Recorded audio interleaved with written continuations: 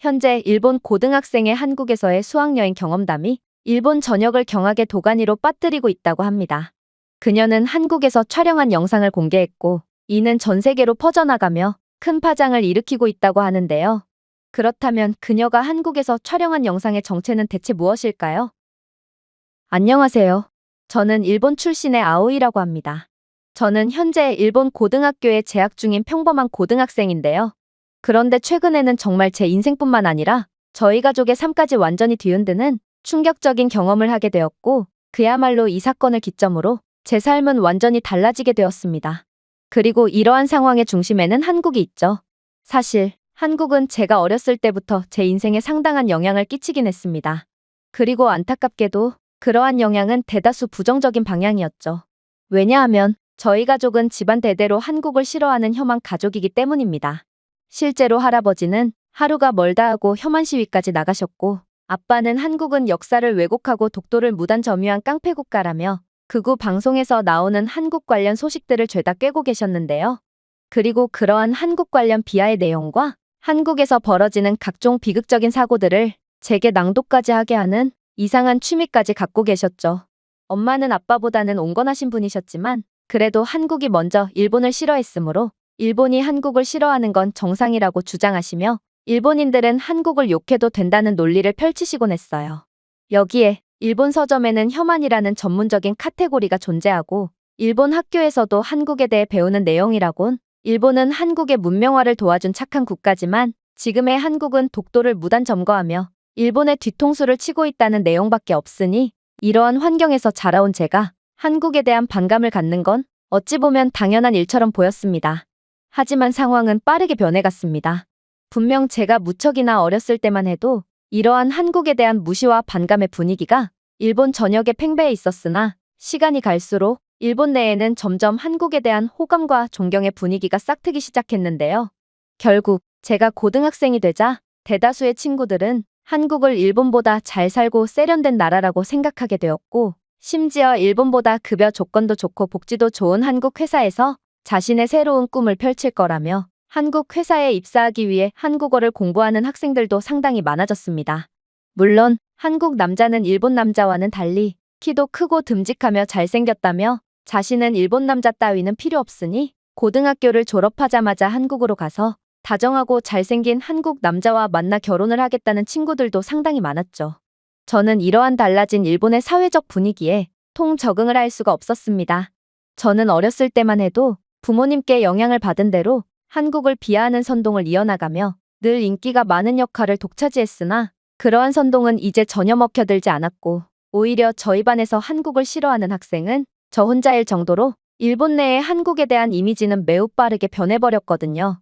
특히나 제 또래 친구들은 모였다 하면 한국 드라마와 한국 연예인에 대한 토론을 벌이며 심지어 일본어 대신 한국어로 대화를 하는 친구들도 있을 지경이었기에 이러한 한국에 완전히 미쳐버린 일본의 분위기 속에 한국을 싫어하는 저는 점점 음침하고 기분 나쁜 아이 취급을 받으며 왕따로 전락해버렸죠.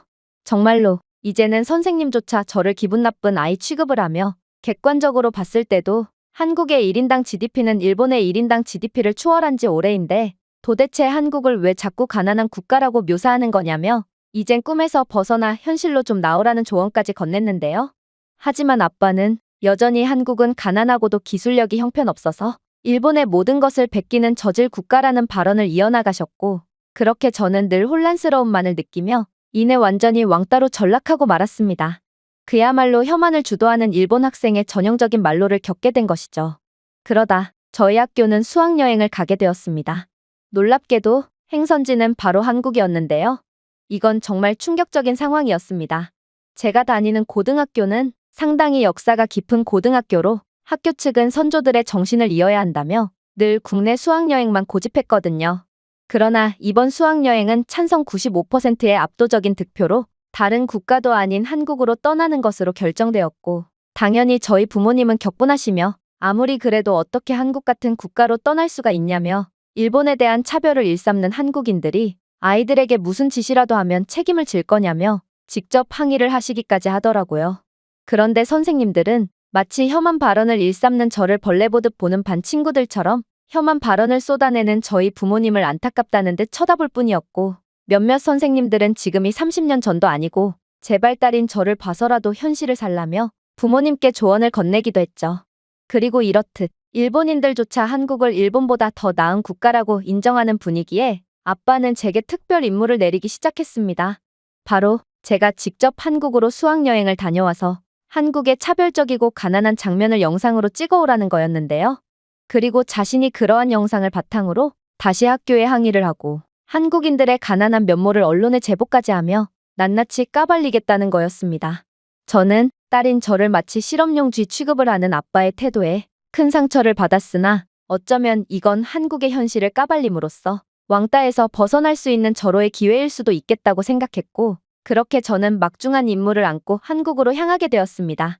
사실 일본 학교는 이짐의 문제가 매우 심각하고 담임 선생님들마저 이러한 학생들의 이짐의 문화에 동참하며 이지매를 당하는 학생을 도와주지 않고 오히려 함께 차별을 가하는 문화가 존재하는데요. 왜냐하면 일본에서는 선생님들조차 이지매를 당할 수 있기 때문에 괜히 다수의 의견을 거스르는 행위를 하다간 자신만 피곤해질 수가 있거든요. 그래서 선생님은 왕따인 저를 신경조차 안 썼습니다. 사실 저는 이러한 아무도 저를 돌봐주지 않는 현실에 슬픔을 느끼긴 했지만 이건 어찌 보면 좋은 기회이기도 했습니다. 왜냐하면 저는 더욱 자유롭게 돌아다니며 한국의 후진적인 면모를 쉽게 취재할 수 있는 기회를 얻은 셈이었거든요. 그래서 저는 서울에 도착하자마자 얻은 약간의 자유시간을 틈타 한국의 길거리 노점을 가보기로 했습니다.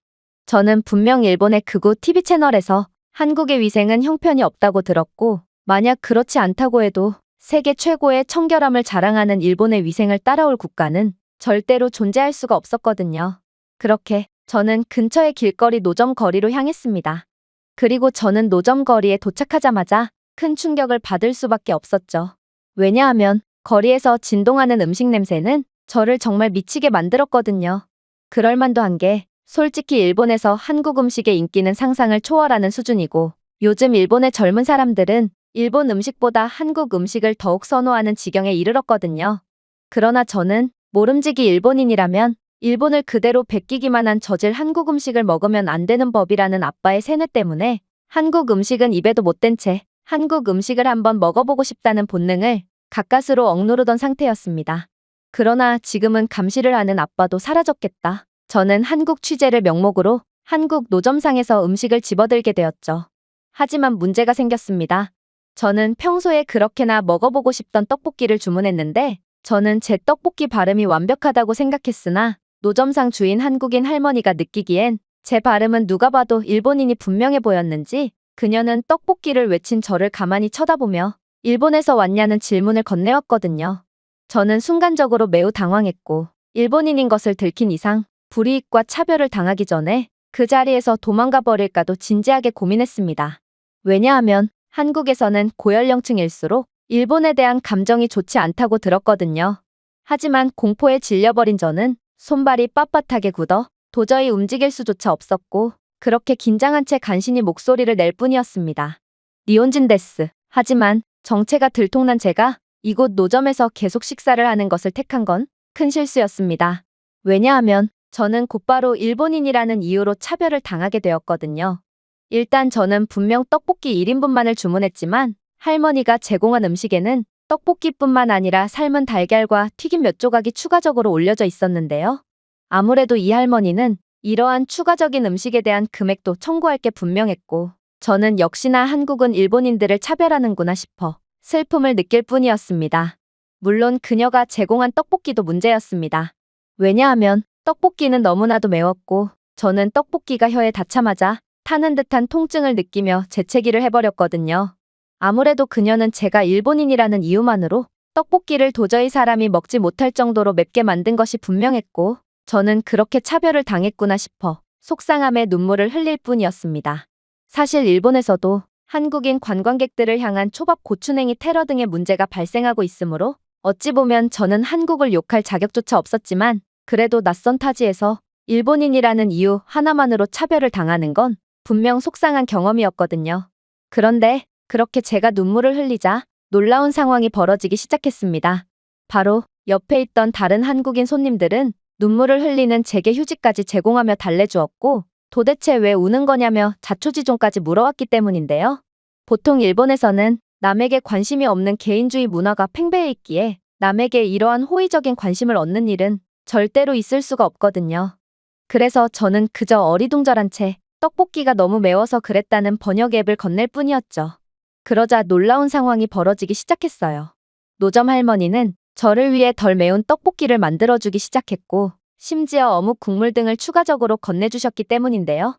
알고 보니 이건 차별이 아니라 그저 일본인인 저는 한국에 미친 듯한 매운맛을 감내할 능력이 없던 것일 뿐이었고, 그녀가 처음에 건넸던 튀김 조각과 삶은 달걀도 그저 외국인인 제게 주는 서비스 음식이었으며, 이 한국인 할머니는 제가 일본인이라는 것을 알고도 그저 자신의 나라를 찾아준 외국인 손님에게 환영을 해주기 위해 친절을 베푼 거였습니다. 이건 정말 생각지도 못했던 놀라운 호의였고, 결국 이 모든 상황을 파악하게 된 저는 용기를 얻고 한국 음식들을 도전해보기로 결정했습니다.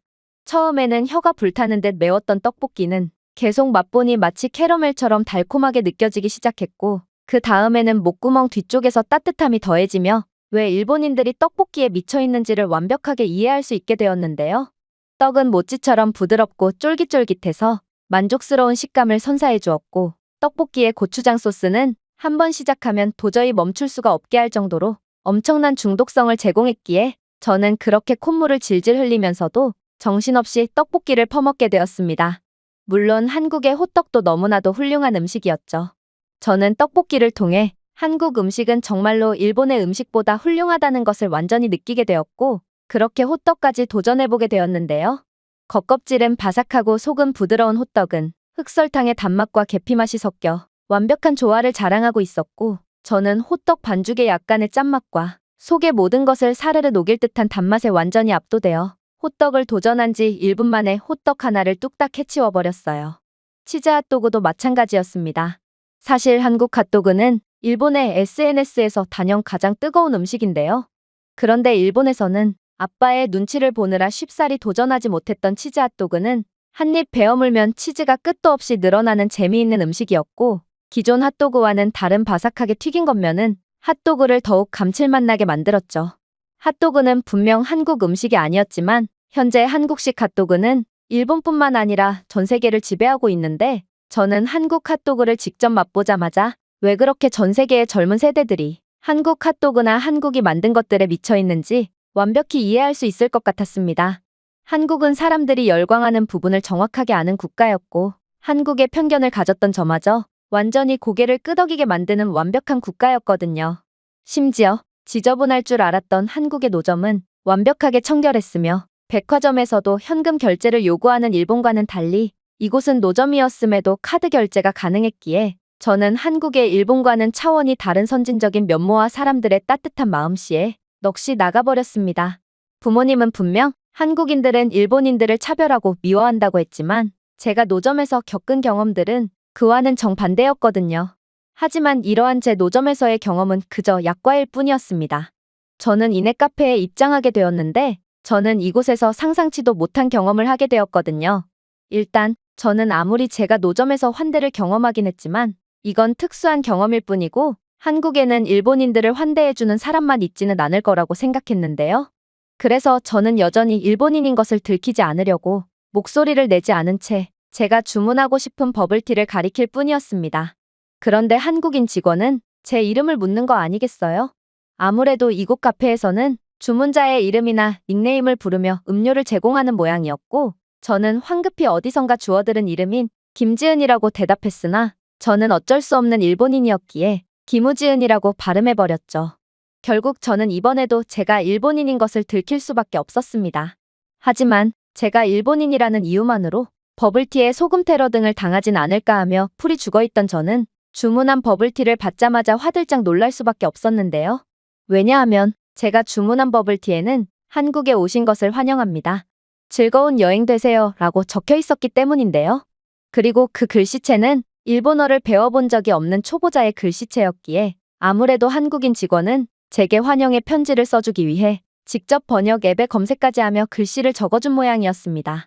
저는 이러한 아빠의 한국에 대한 주장과는 완전히 달랐던 한국인들의 친절한 환대에 엄청난 혼란을 느꼈고, 그렇게 제게 편지를 적어줬던 한국인 직원에게 다가가 번역 앱을 통해 질문을 건네게 되었습니다. 분명 한국인들은 일본인들을 싫어한다고 들었습니다. 그런데 당신은 왜 제게 환대를 베풀어 주는 거죠? 그러자 한국인 직원은 제게 충격적인 답변을 건네오기 시작하더군요. 글쎄요. 분명 한국은 일본과의 좋지 못한 역사가 존재합니다. 그리고 그러한 역사는 그리 오래 지나지도 않았기에 한국의 고연령층일수록 일본을 싫어하죠. 특히나 일본은 국제법상 명백히 한국의 영토인 독도를 자신들의 땅이라고 우겨대고 있고, 일본은 위안부 문제를 인정하지 않으며 한국을 지배하며 여러 피해를 준 역사를 인정하려 하지 않고 있습니다. 그러나 이러한 문제는 국가와 국가 간의 문제일 뿐입니다. 한국에는 전통적으로 손님을 환대해주는 문화가 존재하고, 한국인들은 한국이 좋아서 한국을 찾아온 개인 관광객들에게까지 책임을 전가하는 사람들이 아니거든요.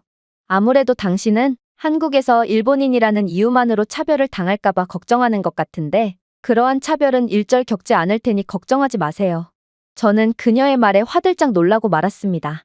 이건 아빠의 주장과는 정반대되는 논리였거든요.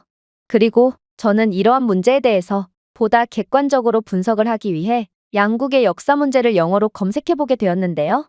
그런데 그렇게 검색해본 결과 정말로 한국과 일본의 갈등의 원인은 대부분 일본 측에 있는 거 아니겠어요?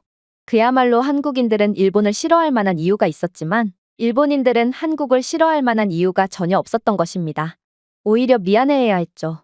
결국 저는 이때부터 완전히 현실에 눈뜨게 되었습니다. 애초에 이렇게나 착하고 수준 높은 한국인들이 이유 없이 다른 사람을 미워할 리도 없었거니와 한국인들은 정말로 제게 친절한 환대만을 베풀어줬기에 아빠의 한국에 대한 증오는 그저 아예 근거가 없는 헛소리와 다름이 없었거든요. 물론 객관적으로 봤을 때도 한국은 일본보다 훨씬 더 발전되고 편리한 나라기도 했습니다. 저는 일본인들의 한국 관광 필수 코스인 올리브영 매장에 들어가 보게 되었는데, 현재 일본은 별다른 화장품 브랜드가 없음에도 불구하고 한국의 화장품은 일본을 거의 지배하다시피 하는 상황이거든요. 저는 아빠 때문에 이러한 한국 화장품조차 사용해 본 적이 없었기에 그렇게 설렘의 감정을 아는 채 매장에 들어가게 되었죠. 그런데 이곳 매장에는 매장 내 화장품의 위치를 손쉽게 찾아볼 수 있는 키오스크가 설치되어 있었고, 이 키오스크는 제품에 대한 실시간 재고 및 근처에 있는 다른 매장의 재고까지 확인할 수 있는 편의 기능까지 제공하는 거 아니겠어요? 심지어 한국은 이러한 편리한 시스템뿐만 아니라 다시금 외국인인 제게 놀라운 호의를 베풀어주기도 했어요. 혹여라도 차별을 당할까봐 잔뜩 주눅이 들어있던 제게 한국인 직원 언니는 제게 맞는 틴트를 추천해 주었을 뿐만 아니라 제가 고민하던 제품을 샘플로 무료로 제공해 주기까지 했거든요. 그녀는 제가 일본인인 것을 알고도 저를 귀여워해주고 환영해 주었고, 결국 저는 일본 학교에서는 도저히 받아본 적 없는 사랑을 한국 입국 첫날 만에 엄청나게 받아버린 상황에 다시금 감동의 눈물을 흘릴 수밖에 없었습니다. 저는 학교에서 늘 음침하고 기분 나쁜 아이라는 소리만을 들으며 선생님에게까지 무시를 당하는 소외받는 왕따였는데, 오히려 제가 그렇게나 욕하던 한국인들이 제게 환영을 해주고 사랑을 듬뿍 준 상황에 저는 한국에 대한 죽을 만큼의 감사함과 미안함을 느낄 수밖에 없었거든요. 그렇게 저는 복귀 시간이 다 되어 집결지로 복귀하게 되었습니다. 그러나 제겐 심각한 문제가 기다리고 있었죠. 바로 저희는 버스를 통해 이동해야 했는데, 저는 분명 정확한 시간에 도착했음에도 버스는 존재하지 않았고 심지어 반 친구들도 온데간데 없었거든요. 그랬습니다. 이들은 저를 골탕 먹이기 위해 일부러 잘못된 시간을 알려주었고, 선생님은 저에 대한 관심조차 없었기에 그렇게 저에 대한 인원 점검조차 제대로 하지 않고 자신들끼리 출발해버린 거였죠. 저는 한국에서 이런저라도 사랑을 받을 가치가 있는 존재라는 것을 느끼고 마음이 따뜻해졌던 상황이었기에 이렇듯 냉혹한 현실로 되돌아온 상황에 절망만을 느낄 뿐이었습니다. 하지만 평소였다면 그저 따돌림의 상황에 좌절한 채 쭈그리고만 있었겠지만, 저는 문득 한국에서만큼은 그렇게 무기력하게 있고 싶지 않다는 생각을 하게 되었습니다. 한국인들은 분명 제게 사랑하는 법을 알려주었고, 그렇게 저는 이번 목적지인 경복궁을 저 혼자의 힘으로 찾아감으로써 저 또한 한국을 사랑하는 학생이고 저 혼자서도 얼마든지 가능하다는 것을 보여주기로 했죠. 그렇게 저는 한국의 지하철로 향했어요. 그리고 저는 한국의 지하철 모습을 보자마자 경악을 할 수밖에 없었죠.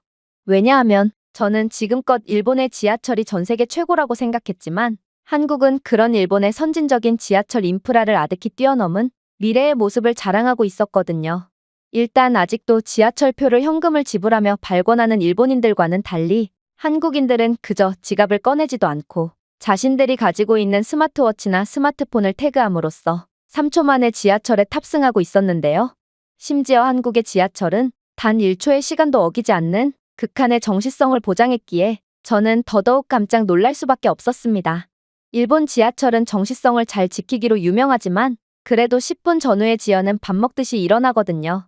그러나 한국의 지하철은 말도 안 되는 수준의 정시성을 자랑하고 있었고 저는 이러한 한국 지하철의 우수한 모습이 도저히 이해가 안 가서 한국은 어떻게 이러한 무지막지한 지하철 인프라를 가지게 되었는지를 찾아보게 되었는데요. 그리고 저는 검색 3초 만에 한국은 30년 동안 기술력이 정체되어 있는 아날로그 일본과는 달리 이미 믿을 수 없는 기술적 진보를 이룬 세계적인 기술 강국이라는 것을 알게 되었습니다. 분명 아빠는 한국은 일본의 모든 것을 따라하는 수준 낮은 국가라고 했지만 한국은 이미 자체 기술력을 통해 AI 시스템으로 열차 배차 간격을 실시간으로 조정하는 세계 최강의 기술 강국이었는데요. 한국은 역사 데이터와 역센서의 실시간 도보 교통을 기반으로 AI 시스템은 기존의 빅데이터와 승객들의 흐름을 인식하여 자동으로 열차 운행 빈도를 증가시키며 때로는 간격을 90초로 줄이기도 했습니다. 따라서 한국은 출퇴근 시간대나 비나 눈, 콘서트, 사고 등으로 인한 예상치 못한 승객들이 폭증하더라도 이에 완벽히 대응할 수 있었고 이러한 기술력은 결국 한국 시민들의 편의성과 삶의 질을 극한의 수준까지 끌어올려주고 있었죠. 이건 AI 시스템은커녕 모든 열차 배정을 아직도 종이와 펜으로만 정하는 일본의 낡은 시스템과는 완전히 차이가 나는 모습이었고 저는 아무래도 아빠의 한국에 대한 열등감은 한국에 의해 완전히 추월당해버린 경제적 기술적 수준뿐만 아니라 일본이 그렇게나 자랑하던 시민의식 수준조차 한국에 추월당해버린 데서 기인하는 히스테리일 뿐이라는 생각이 들었습니다.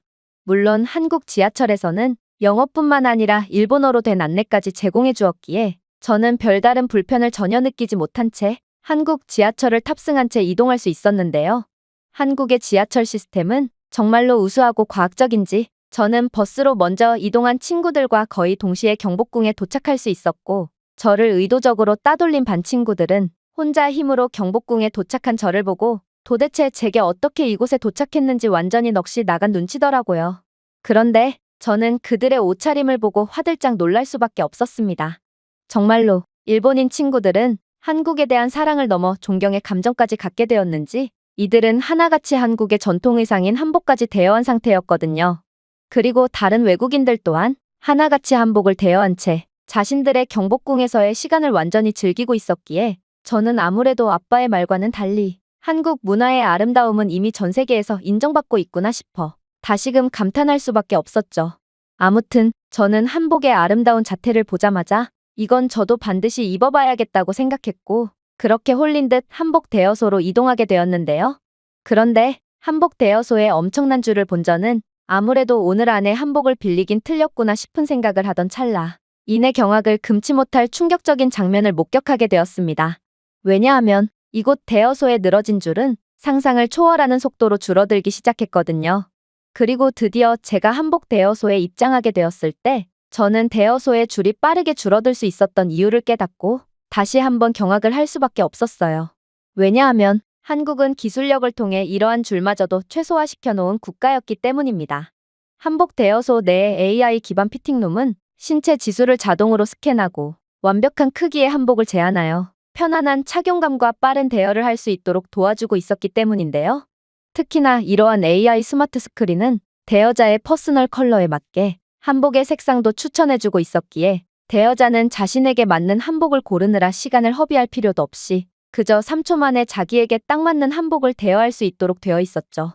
일본이었다면 극한의 아날로그 시스템을 통해 카드 결제도 안 되는 대여소에서 한참의 시간을 대기해야 했을 게 뻔했지만 한국은 그야말로 차원이 다른 미래 국가였던 거였습니다. 그리고 그렇게 한복을 입은 저는 뭔가 알 수 없는 용기가 샘솟기 시작했고 그렇게 한국의 전통옷인 한복을 입은 제 정면 셀카를 아빠에게 전송해버렸는데요. 아빠는 이렇게나 우수한 한국을 근거 없이 비하한 벌을 받아야 했거든요. 아빠는 제 연락을 곧바로 확인했는지 제가 사진을 전송하자마자 분노에 찬 엄청난 메시지를 보내왔지만 저는 남을 이유 없이 헐뜯기나 하는 아빠가 더욱 고통을 느끼길 원했기에 그러한 연락을 전부 무시해버렸어요. 하지만 이러한 통쾌한 복수에도 저는 다시금 우울함을 느껴야 했습니다. 왜냐하면 제가 한복을 입자 다른 친구들은 그렇게나 혐한을 할 때는 언제고 무슨 낯짝으로 한복을 입냐며 저를 향해 수군대며 째려봤거든요. 저는 그런 그들에게 이제 저도 혐한은 그만할 거고 한국을 사랑하게 되었다며 항변을 해봤으나 그들이 저를 싫어하는 이유처럼 보였던 혐한은 그저 구실일 뿐이었는지 이들은 저를 여전히 혐오스럽다는 듯 쳐다보며 제 말을 들으려고 하지도 않더라고요. 심지어 저는 용기를 내어 반 친구들에게 한복을 입은 제 모습을 사진 찍어달라고 요청했지만 친구들은 그런 제게 침을 뱉으며 응수할 뿐이었는데요.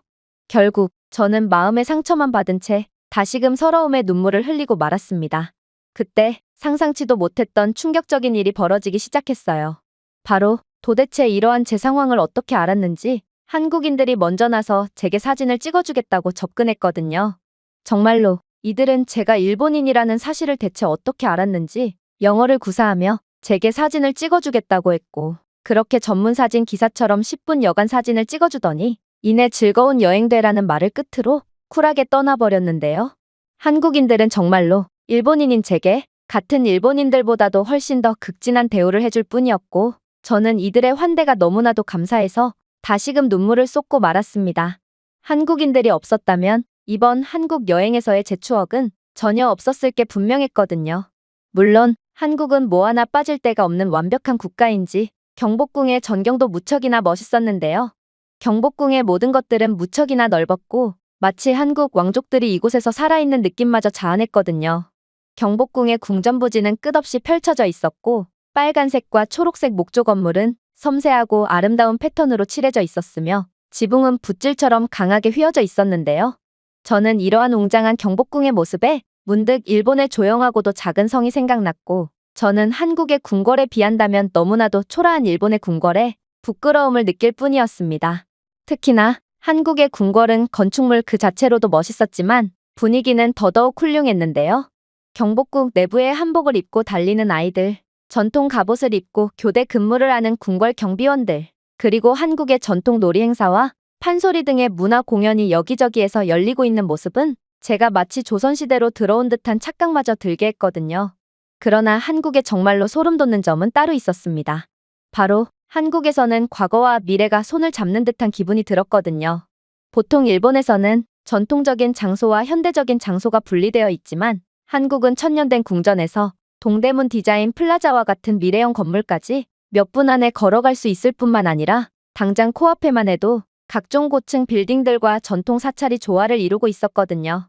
일본은 그저 역사를 고립시켜 보호했다면 한국에서는 역사를 현대생활 속에서 살아가게 함으로써 역사를 기리고 있었고 마치 한국인들은 조상들을 존경하면서도 그들을 미래와 함께 저녁 식사에 초대한 것 같은 느낌마저 자아내고 있었습니다. 물론 한국은 이러한 실용성과 전통을 둘 다 챙긴 국가답게 경복궁 내부에는 관광객들을 배려해주는 다양한 최첨단 인프라들이 즐비해 있었는데요. 일단 경복궁 곳곳에 위치해 있는 디지털 스크린은 경복궁 내부의 역사적 명소와 추천 관광 명소들을 표시해주고 있었고 심지어 실시간 방문자 밀도 지도까지 제공하여 군중을 피하며 여유롭게 관람을 즐길 수 있도록 도와주고 있더라고요. 이는 유적 내부에는 디지털 인프라는커녕 인쇄된 종이지도조차 없는 일본과는 차원이 다른 배려의 모습이었고 저는 이 나라야말로 외국인 관광객들을 받을 준비가 된 국가구나 싶어 감탄을 할 뿐이었습니다. 물론 이러한 디지털 스크린은 근처의 추천 레스토랑이나 전통 테마 카페를 추천해주기도 했고 다가오는 공연이나 특별 전통 전시회를 추천해주기도 했기에 한국은 여행 계획이 전혀 없어도 완벽하게 즐길 수 있는 배려심 깊은 국가라는 것을 여실히 보여주었습니다. 그러나 더 놀라웠던 건 바로 와이파이 인프라 수준이었습니다. 사실 저는 친구가 아예 없었기에 친구들뿐만 아니라 선생님조차 제게 데이터를 구매하는 법을 전혀 고지해주지 않았거든요. 그래서 저는 한국에서 꼼짝없이 눈뜬 장님처럼 아무런 인터넷도 이용하지 못한 채 다녀야 할 운명이었습니다. 그러나 결과적으로 한국에서는 데이터를 구매할 필요가 전혀 없었어요. 한국은 공공장소 전체에 초고속 무료 와이파이 인프라가 구축되어 있는 최고의 선진국이었거든요.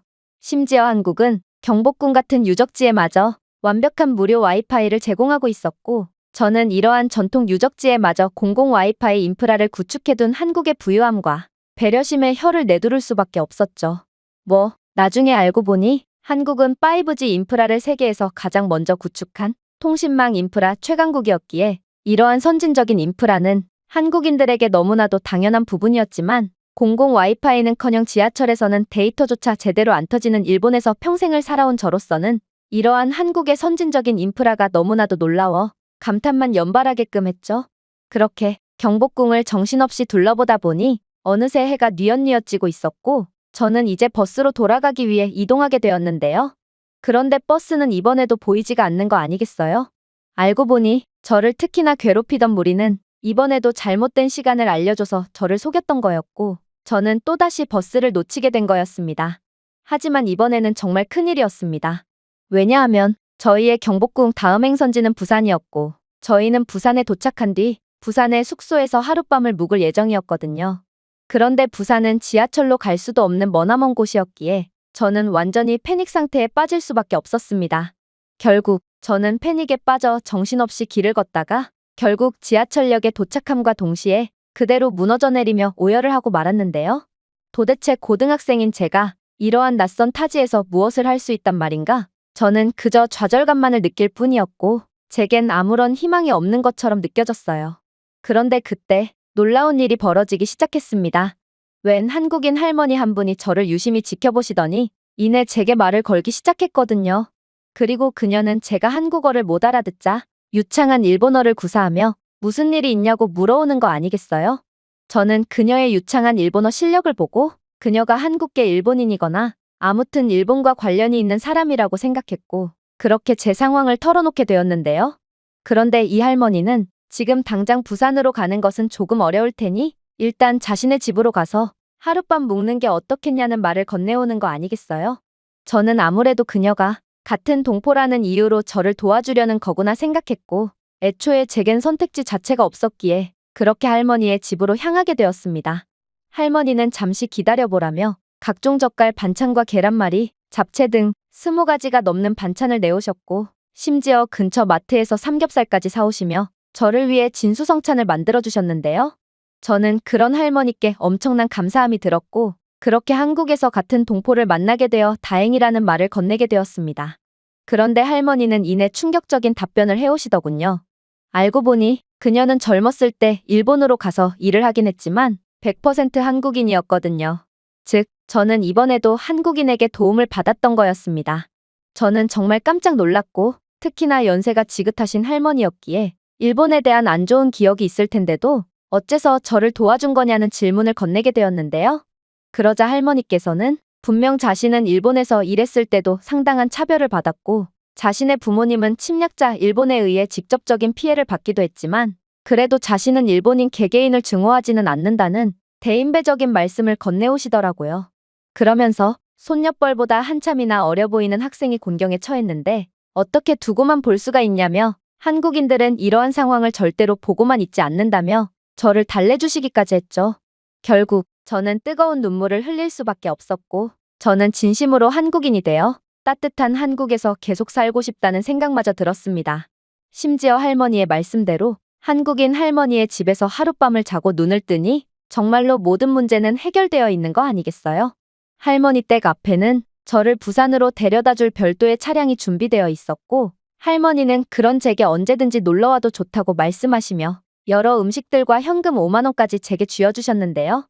저는 이러한 믿기지 않는 환대에 손사래를 치며 거절했으나 제가 한국인 할머니의 고집을 당해낼 수는 없었고 그렇게 저는 영문도 모른 채 부산으로 향하게 되었습니다. 그리고 부산에 도착하자마자 저는 뭔가가 이상하다는 사실을 알게 되었죠. 바로 저를 보고 비웃음을 지어야 할 왕따 주동자 무리와 담임 선생님은 온데간데 없이 사라져 있었기 때문인데요. 그리고 나중에 상황을 알게 된 저는 다시금 오열을 할 수밖에 없었습니다.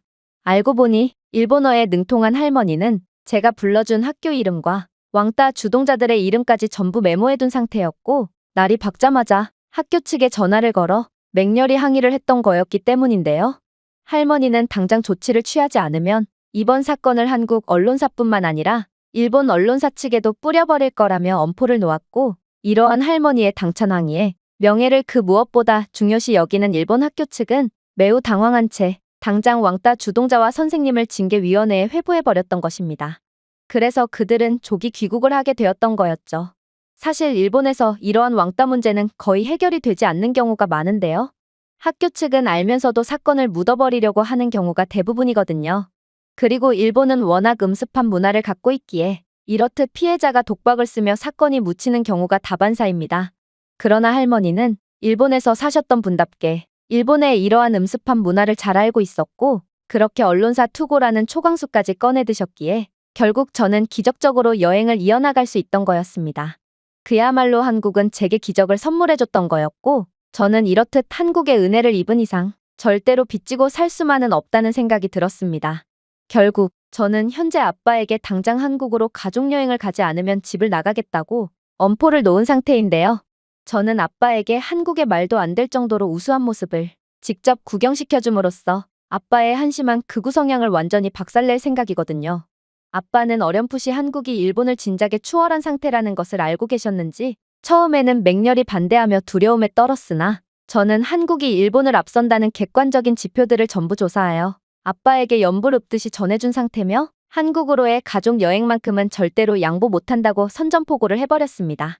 결국 한국으로의 가족여행 날짜는 잡히게 되었고 아빠는 한국에 도착하자마자 저처럼 현실에 눈을 뜨고 자신이 지금껏 한국에 했던 추잡한 짓거리에 대한 뼈에 사무치는 부끄러움을 느끼게 될 게 뻔하죠. 물론 저 또한 그간의 한국에 저지른 실수에 대한 미안함과 제게 기적을 선물해준 한국에 감사함을 갚기 위해 지금부터는 한국의 명예를 회복시키기 위해 항상 노력하는 삶을 살기로 했는데요. 그리고 최종적인 목표는 제 조국인 일본을 떠나 한국에 정착하여 아름다운 한국인들과 함께 사는 것이죠. 한국의 한계는 명확합니다.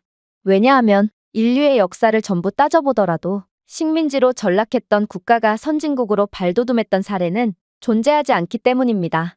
즉, 한국은 그저 과대평가된 가짜 국가일 뿐이라는 것이죠. 여기 유럽 내에서 한국의 성공은 전부 가짜라는 여론을 조성하고 있는 의문의 무리가 있습니다. 그러나 프랑스 공영방송에서 충격적인 다큐멘터리가 송출되기 시작하자 프랑스 여론은 완전히 뒤바뀌게 되는데요. 그렇다면 프랑스 전역을 들썩이게 만든 한국 영상의 정체는 대체 무엇일까요? 안녕하세요. 저는 프랑스 출신의 카미유라고 합니다. 저는 현재 프랑스 최고의 공과대학교라고 여겨지고 있는 에콜 폴리테크니크에 재학 중인 학생으로 실제로 저는 학창시절부터 매번 전교 1등을 놓치지 않았을 만큼 공부에 진심이었고 공학을 통해 세상을 변화시켜보자는 꿈을 가졌던 저는 대학교에서 진학해서도 수석을 밥 먹듯이 차지했던 학생이었죠.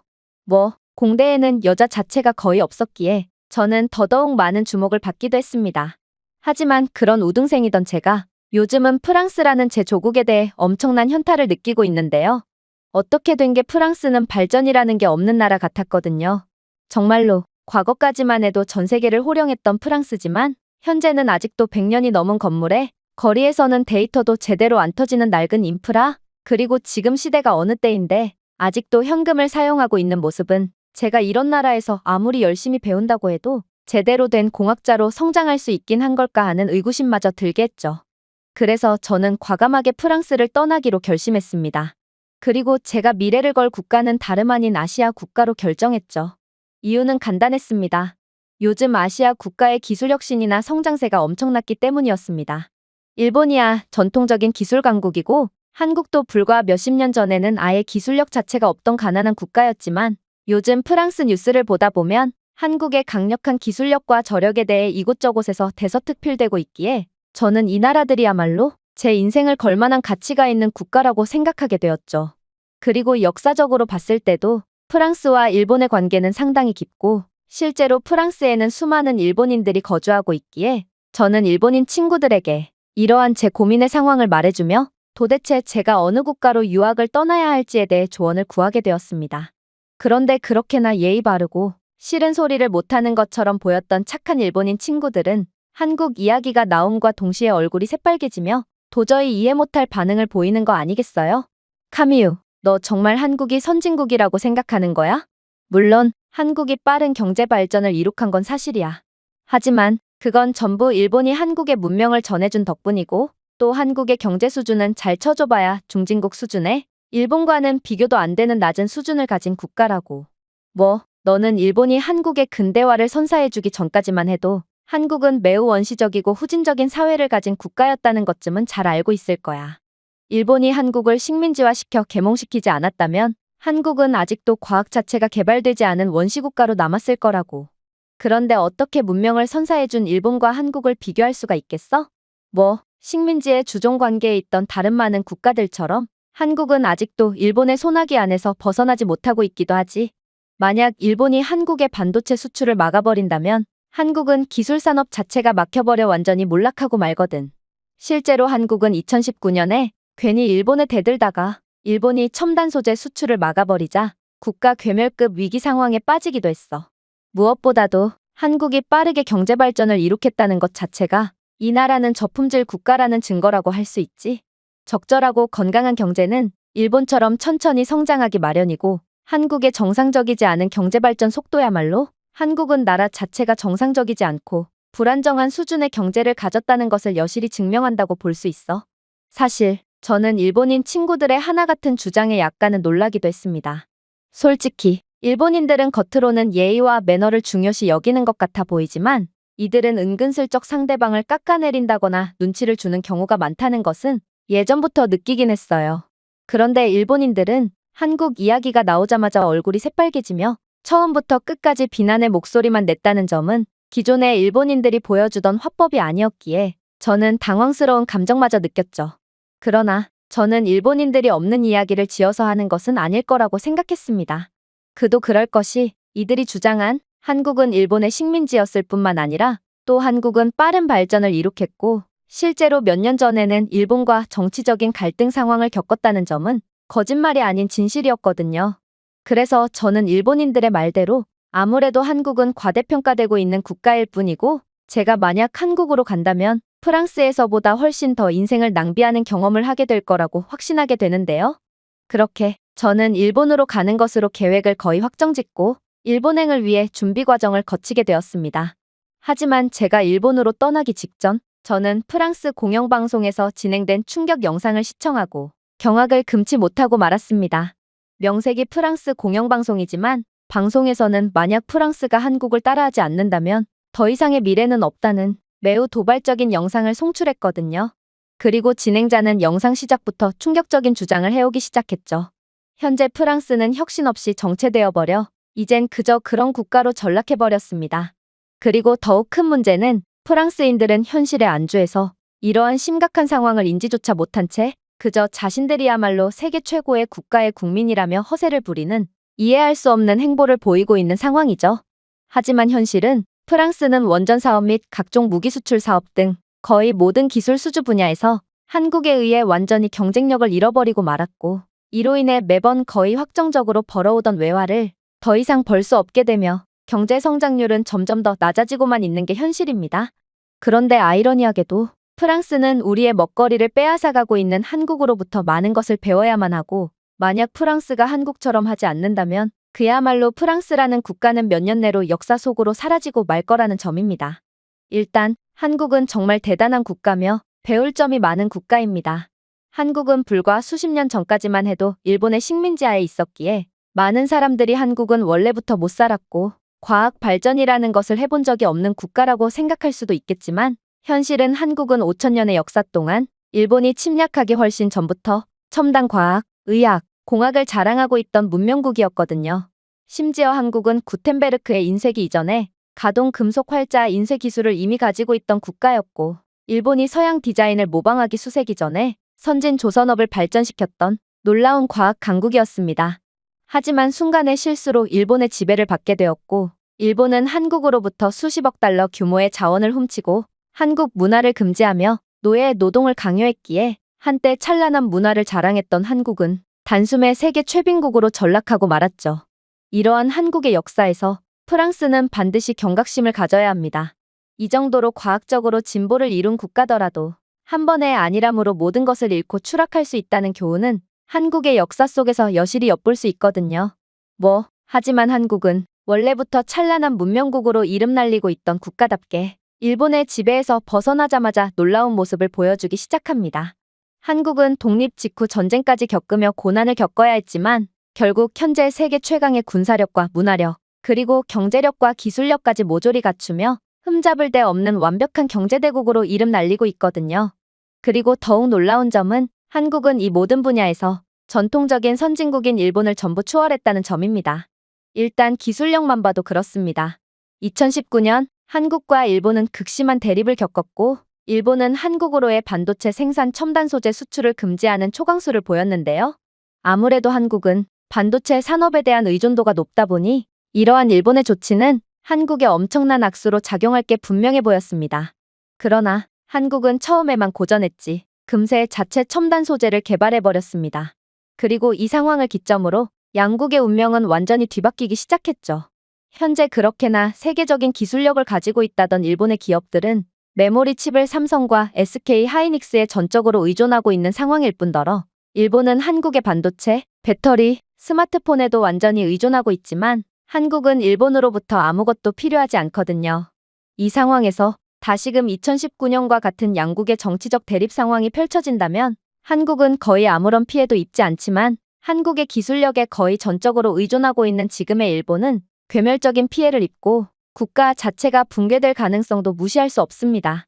즉, 한국은 기존의 과학 강국으로서 이름 날렸던 것처럼 현재 전통적인 기술 강국인 일본조차 완전히 뛰어넘으며 일본을 마치 21세기판 식민지 수준으로 쥐락펴락하고 있는 상황이라는 것이고 프랑스는 이러한 한국의 모습에서 많은 것들을 배워야만 한다는 것입니다. 아무리 역사적으로 봤을 때 늘 강대국으로 이름 날렸던 프랑스라도 혁신을 멈추면 언제든 몰락할 수 있다는 것과 현재 한국에 의해 거의 대부분의 기술 수주 사업을 빼앗긴 프랑스는 한국처럼 기술 혁신을 위해 사활을 걸지 않는다면 그야말로 고꾸라진 채 절대로 다시 올라올 수 없을 거라는 것을 반드시 기억해야 할 것입니다. 저는 진행자의 말에 경악을 금치 못하고 말았습니다. 그야말로 일본인들의 한국에 대한 주장들은 죄다 거짓말이었기 때문이었죠.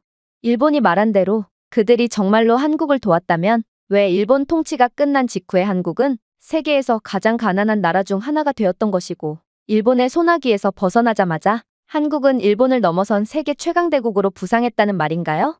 그리고 한국의 경제는 불과 몇십 년 만에 빈곤에서 첨단 기술 강국으로 성장한 반면 일본의 경제는 30년 넘게 정체되어 있는 상황인데 일본의 느리게 발전한 경제는 실제로 마이너스 성장, 임금 감소, 그리고 인구 감소를 의미할 뿐이었거든요. 반면에 한국은 더 높은 임금, 더 강한 수출, 그리고 더 큰 글로벌 기술 입지를 가지고 있는 상황이고 아무래도 일본은 이러한 완전히 뒤바뀐 양국의 운명의 열등감을 느껴서 무작정 한국을 깎아내릴 뿐이었던 모양이었습니다. 일본인들은 그저 사실과 거짓을 교묘하게 섞어가며 한국을 비하할 뿐이었던 거고 저는 이 모든 정황을 알게 되자 결국 제대로 정신이 돌아오게 되었죠. 사실 프랑스는 상당한 방산강국으로 이 분야에서 많은 정기적인 외화를 벌어들이고 있었는데요. 그런데 한국은 K9 자주포나 K2 흑표 전차 등 무지막지한 첨단 무기를 개발하기 시작하더니 이내 폴란드와 핀란드, 그리고 노르웨이 같은 중요 고객들을 가로채갔고 이내 기술력 하나로 기존의 프랑스의 자리를 완전히 대체해버렸습니다. 물론 원자력 산업 부분에서도 마찬가지입니다. 프랑스는 이 분야에서도 지배적인 입지를 가졌고 원자력 기술은 그 진입 장벽이 매우 높기에 웬만한 국가들은 엄두조차 못 내는 분야인데요.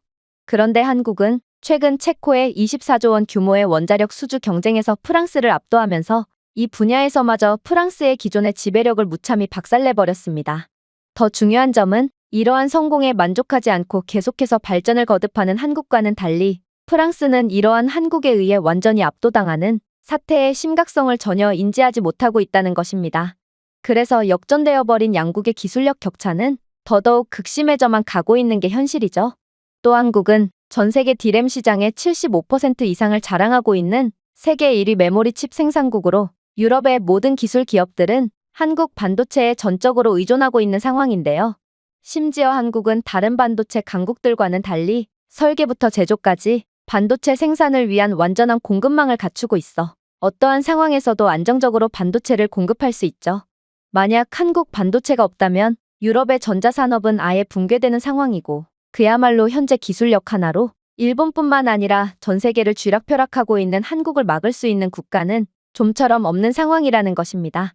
그럼에도 저는 아니란 태도로 한국이 아닌 일본을 선택하려 했다니 저는 제 바보 같은 결정에 인생이 완전히 꼬일 뻔한 상황에 아찔함마저 느꼈습니다.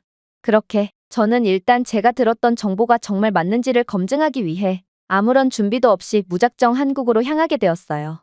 그리고 저는 인천공항에 도착하자마자 경악을 금치 못하고 말았습니다. 왜냐하면 저는 그동안 수많은 해외여행 경험을 해봤지만 인천공항은 제가 겪은 모든 공항들 중에서도 단연 가장 특별한 모습을 자랑하고 있었거든요. 일단 제가 존 F 케네디, 히드로, 샤를 드골 공항에서 경험했던 느리고 비효율적인 공항 모습과는 달리 저는 인천공항에 발을 딛자마자 한국 공항의 모든 면에서 극한으로 간소화되고 최적의 효율을 자랑하고 있는 모습에 대해 엄청난 충격을 받았는데요. 일단 그 대표적인 인프라가 바로 공항 내 자율 교통수단이었습니다. 인천공항은 매우 거대한 공항이었고 그 때문에 승객들이 비행기에서 공항 안으로 이동하기까지도 꽤나 많은 시간이 소요되었는데요. 그런데 인천공항 측에서 운영하는 자율주행 버스 셔틀은 저희를 공항 안까지 무사히 데려다 주었을 뿐만 아니라 제1공항에서 제2공항까지도 단숨에 저희를 이동시켜주는 놀라운 서비스를 제공해주는 거 아니겠어요? 특히나 인천공항 측에서 운영하고 있는 자율 전기 셔틀은 제로 지연 AI 스케줄링 시스템에서 작동하여 여행자는 조금의 지연도 없이 항상 차량을 이용할 수 있었죠. 사실 인천공항 측에서는 이러한 승객들의 편의를 위한 인프라를 베풀어줄 이유가 전혀 없었습니다. 이 셔틀 서비스가 유료로 제공되는 것이면 모를까. 도대체 인천공항은 왜 자신들에게 아무런 이익도 되지 않는 서비스를 무료로 베풀 수가 있단 말인가요? 아무래도 한국은 나라 자체가 남을 위한 배려가 너무나도 당연하게 여겨지고 아예 이러한 배려가 시스템화까지 된 믿기지 않는 나라처럼 보였습니다. 그런데 더 놀라웠던 점은 한국인들 그 자체였어요. 한국인들은 비행기에서 셔틀버스로 갈아타는 시간 동안 정말 효율적이면서도 배려심 깊은 모습을 보여주었거든요. 일단 이들은 비행기 착륙과 동시에 놀라운 속도로 하나같이 자리에서 일어섰고 근처에 노약자가 있을 경우 노약자의 짐까지 전부 선반에서 내려 버스까지 실어주는 놀라운 배려심을 보여주었거든요. 남을 위한 배려심이라곤 조금도 찾아볼 수 없는 프랑스에서는 노약자가 느릿느릿 자신의 짐을 내리고 있으면 도와주기는커녕 왜 빨리빨리 나가지 않고 문구적대냐며 짜증을 내기 일쑤지만 한국인들은 마치 노약자를 도와주는 것은 너무나도 당연한 일인 것처럼 정말 기계처럼 약자를 포착하자마자 배려를 베풀어 주었고 이러한 한국인들의 모습은 정말 감탄이 절로 나오게끔 했죠. 하지만 더욱 경악스러웠던 점은 따로 있었습니다. 그건 바로 제가 세계에서 가장 편리한 공항 도착을 마친 뒤 입국 심사라는 마지막 남은 큰 산을 넘어야 했을 때의 일이었는데요. 사실 입국 심사 절차는 엄청난 시간을 인내해야 하는 상당히 귀찮은 과정을 거쳐야 하므로 저처럼 해외 경험이 많은 사람들은 외국에 처음 도착했다는 점에 대한 설렘을 느끼다가도 입국 심사 때만 다가오면 본격적인 기다림을 시작하기도 전에 짐부터 빠지곤 합니다. 입국 수속관들은 수많은 승객들이 떼거지로 몰려오든 말든 자신의 옆 동료와 시시덕거리면서 떠들기나 하고 심지어 업무 중에 개인적인 전화를 받느라 30분 이상을 그냥 허비해버리기도 하거든요. 그래서 재수 없으면 입국 심사 한번 봤는데 반나절은 그냥 날아가 버리는 일도 매우 흔하죠. 그러나 한국의 인천공항은 한국의 자체 기술력으로 개발했다는 엄청난 기술을 공항에 구현해둔 상황이었고 저는 도저히 믿을 수가 없는 경험을 한 뒤 완전히 넋이 나가버렸습니다. 왜냐하면 인천공항에서는 다른 공항에서처럼 수동 여권 검사를 위해 긴 줄을 서서 기다리는 대신 AI로 구동되는 스마트 입국 심사를 통해 3초 만에 공항을 통과할 수 있었거든요. 이 기계는 얼굴 인식 스캐너를 통해 입국 심사관과 상호작용할 필요 없이 3초 이내에 여권과 생체 인식 데이터를 즉시 일치시켰는데요. AI를 통한 입국 절차는 입국객의 얼굴과 여권을 대조함과 동시에 그가 최근에 어떤 국가에 체류했는지, 범죄의 이력은 있는지 등을 자동으로 평가했고 위험도에 맞게 여행객들을 입국시키거나 혹은 더욱 세심한 검사가 필요한 인원의 경우 빠르게 별도의 인터뷰실로 안내하기까지 하더라고요. 이렇듯 사람보다 훨씬 정확하고도 빠른 AI 시스템 덕분에 한국의 인천공항은 다른 서구권 공항에 비해서도 처리 시간을 85% 이상 단축했다고 평가받고 있었는데요. 저는 기술력 하나로 공항에서부터 압도적인 모습을 보여주고 있는 한국에 감탄이 절로 나오면서 공학도로서 이런 말도 안 되는 기술을 개발해 놓은 한국에 존경의 감정마저 느끼게 되었습니다. 하지만 더욱 충격적이었던 점은 따로 있었어요. 한국은 정말 여행객들의 일거수일투족에 대해서 전부 극강의 편의성을 느끼게 해주려고 작정을 했는지 수화물의 경우에도 스마트 수화물 배송 시스템을 구현해 놓으며 대기 시간이 일절 없는 인프라를 구현해 놓은 상태였거든요. 저는 제 수화물을 되돌려받기까지 대부분의 다른 국제공항과 마찬가지로 30분에서 1시간 정도 기다릴 것으로 예상하고 수화물 보관소로 걸어갔는데요. 그런데 저는 분명 3초 만에 입국 심사를 마쳤음에도 제가 수화물 보관소로 향하자 제 캐리어는 이미 제 쪽을 향해 움직이고 있는 거 아니겠어요? 알고 보니 한국은 인공지능 기반 수화물 추적 시스템을 개발해 놓은 상태였고 비행기 착륙 후 단 5분 만에 수화물이 도착하도록 수화물 흐름을 최적화해 놓았기 때문에 이런 말도 안 되는 장면을 당연하다는 듯 보여줄 수 있던 거였습니다. 심지어 여행객이 장애인일 경우 이 캐리어는 인천공항 내의 짐꾼 로봇과 자동으로 연동되어 불편한 여행객의 목적지까지 편리하고 안전하게 배달해주기까지 했는데요.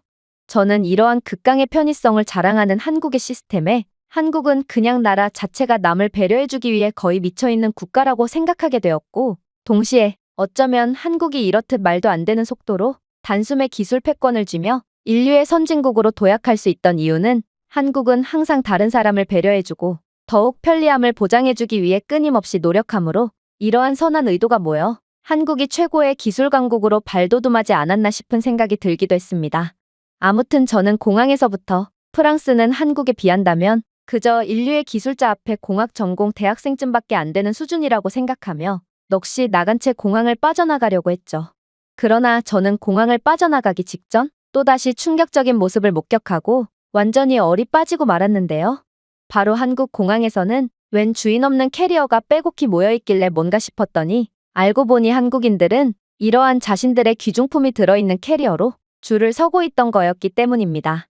한국인들은 버스를 기다리는 줄에 자신의 캐리어를 남겨두고 자신은 근처 카페나 식당에서 시간을 보내는 웬만한 강심장이 아니고서야 시도조차 하지 못하는 행동을 너무나도 당연하다는 듯 하고 있었는데요. 그리고 다른 한국인들은 이러한 무방비 상태의 캐리어가 대놓고 질비해 있었음에도 아예 눈길조차 주지 않고 제 갈 길을 갈 뿐이더라고요.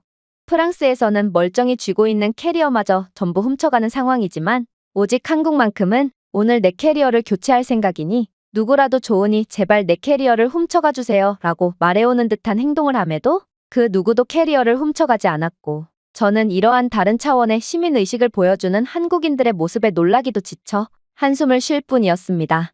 최강의 기술력과 인프라, 시스템까지 갖춘 한국이 시민의식마저 최고 수준인 모습에 제 조국인 프랑스가 완전히 후진국으로 전락해버린 것 같아 약간의 씁쓸한 감정이 들었거든요. 아무튼 인천공항을 이용하는 다른 외국인들도 한국인들의 이러한 놀라운 시민의식 모습의 연신 동영상을 촬영하여 자신의 SNS에 업로드하며 감탄의 반응을 보였는데요. 아무래도 다른 국가들에서도 한국과 같은 모습은 절대로 보여줄 수 없는 모양이었고 한국은 그만큼 전 세계를 경악시키는 특별한 국가였던 거였죠. 그렇게 저는 완전히 가출해버린 정신을 가까스로 머릿속으로 다시 집어넣으며 인천공항을 빠져나갔습니다. 그런데 한국은 역시나 계속해서 놀라운 모습만을 보여주더군요. 일단 저는 인천공항 버스를 통해 도로를 이동하면서 한국은 제 생각보다도 훨씬 더 부유한 국가라는 것을 여실히 느낄 수 있었는데요.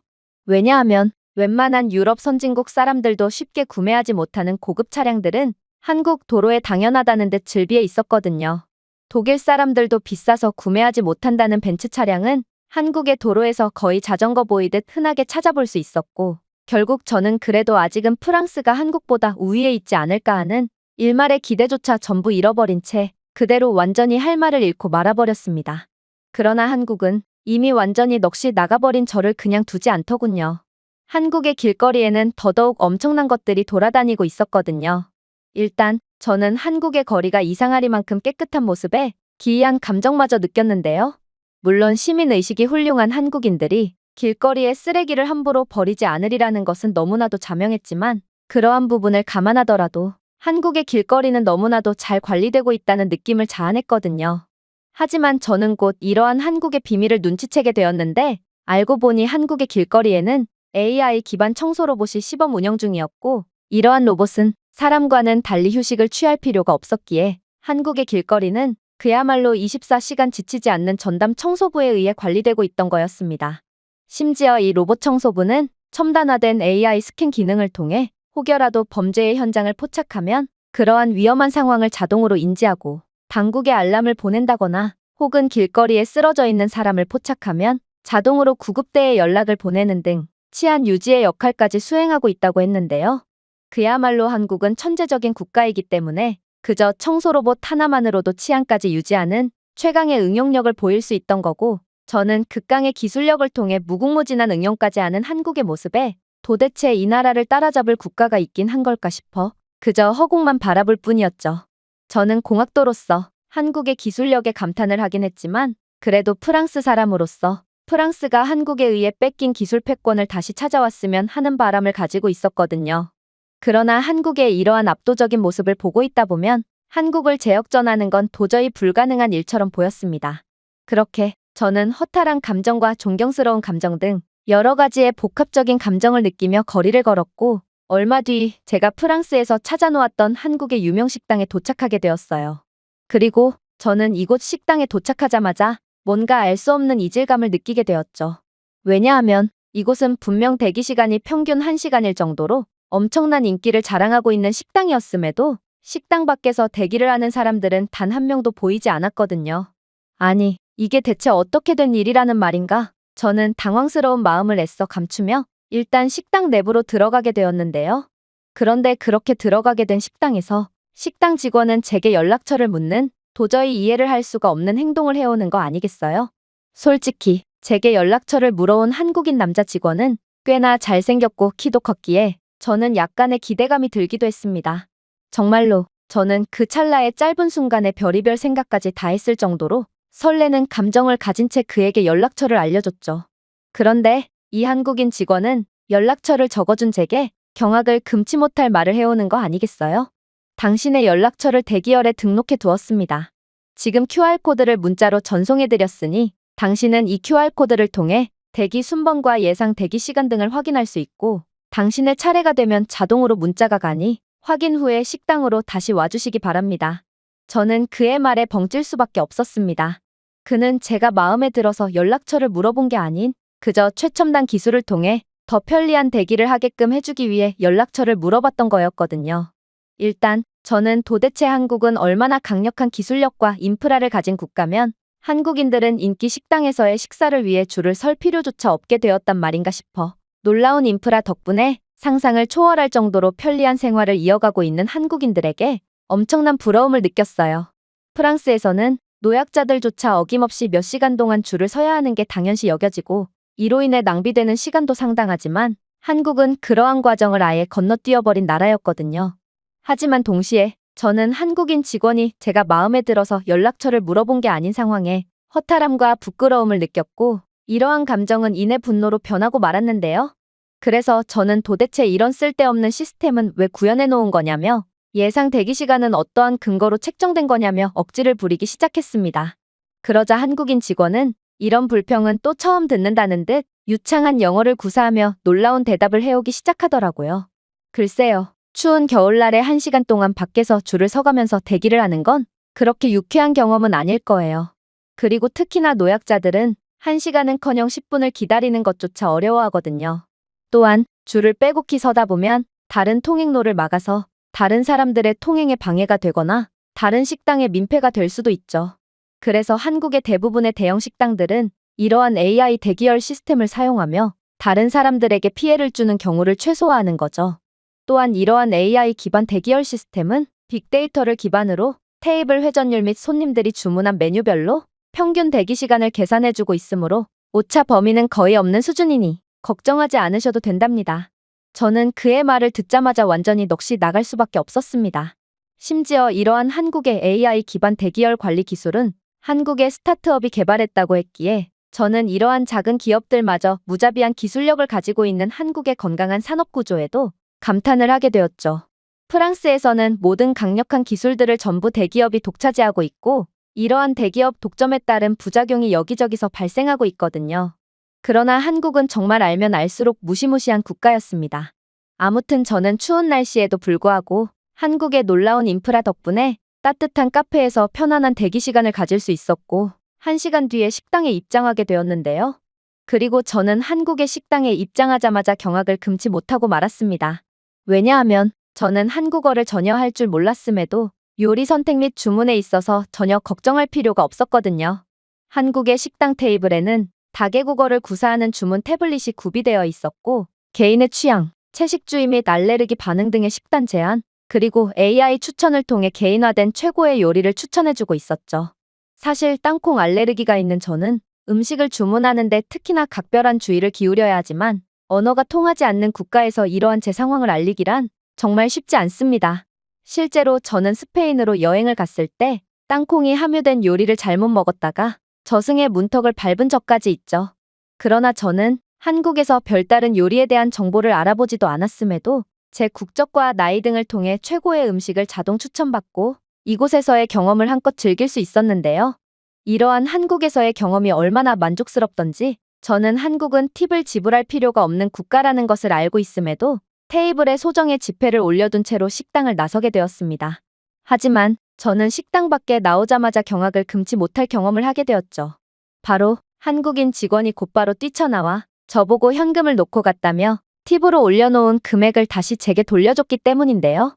저는 이러한 한국인들의 정직성에 감동을 받으면서도 이건 음식의 퀄리티와 식당의 인프라에 만족한 저의 소정의 팁이라는 말을 건넸습니다. 하지만 한국인 식당 직원은 한국은 팁 문화가 없는 국가이며 자신들은 자신들이 해야 할 일을 한 것일 뿐이니 절대로 이러한 팁을 받을 수가 없다며 한사코 거절했기에 저는 그렇게 한국에 다시 한번 감탄한 채 발걸음을 옮겼죠. 프랑스의 불친절한 직원들은 별다른 서비스를 제공하지도 않았음에도 팁을 바라곤 하고 식사를 하다가 숟가락을 바닥에 떨어뜨려도 팁을 지불하지 않으면 절대로 추가적인 숟가락조차 가져다 주지 않을 정도로 최악이거든요. 그러나 한국은 모든 면에서 완벽했고 저는 이 나라야말로 제가 진정으로 발전할 수 있고 제 인생을 걸어야 할 국가임을 확신하게 되었습니다. 현재 저는 한국 대학교로의 입학 절차를 알아보고 있는 중이며 한국에서 최고의 공학도로 성장하게 될 미래의 제 모습이 너무나도 기대되는데요. 동시에 제가 만약 일본인들의 말만 믿고 한국이 아닌 일본을 선택했다면 어떤 최악의 상황이 벌어졌을지 정말 생각만 해도 아찔함을 느끼고 있답니다. 제가 준비해온 내용은 여기까지입니다. 끝까지 시청해주셔서 진심으로 감사드리며 여러분들의 구독과 좋아요, 알림 설정은 영상 제작에 큰 힘이 됩니다. 이상 세모튜브였습니다.